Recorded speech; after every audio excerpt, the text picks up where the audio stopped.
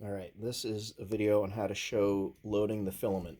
This right here, you want to make sure that this is completely unscrewed all the way out. Then you want to pull this away.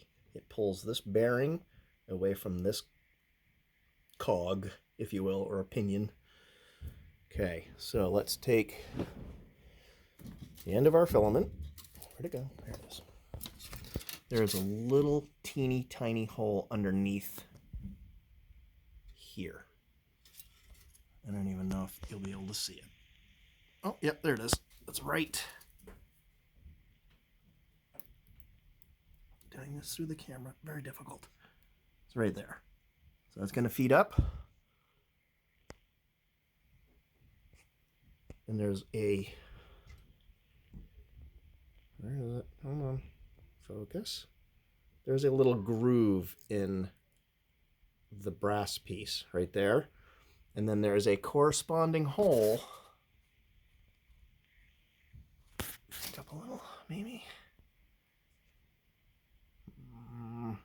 Focus.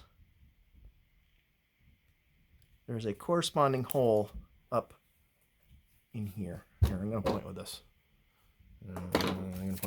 Okay, so you got a hole down here.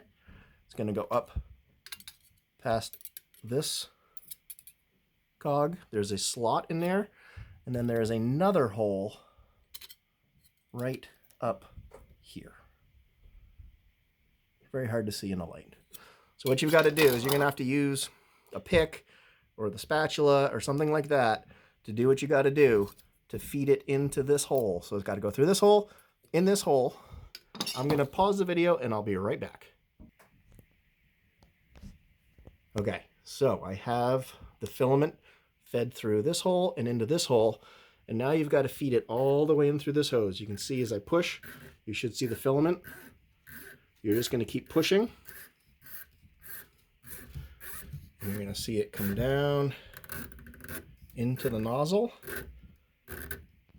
You feel a little resistance, and then it's just going to stop, and I can't push it any further. That means your filament is in all the way. Can't push it any further. Now what I want to do is I want to tighten this down so that it clamps the filament between this clamps the filament between this and this bearing. So you kind of want it a little snug. So you want to turn until you start feeling some resistance, and then maybe like a quarter of a turn. So you can't move this bearing when you try to spin it. If you clamp it down too tight, that might mess up with your feed rates, in which case you can just loosen it up a little bit. If it's too loose, it's not going to feed at all. It needs to be pinched between the gear and the bearing. And that is loaded. Then at that point, you can go on to your printing.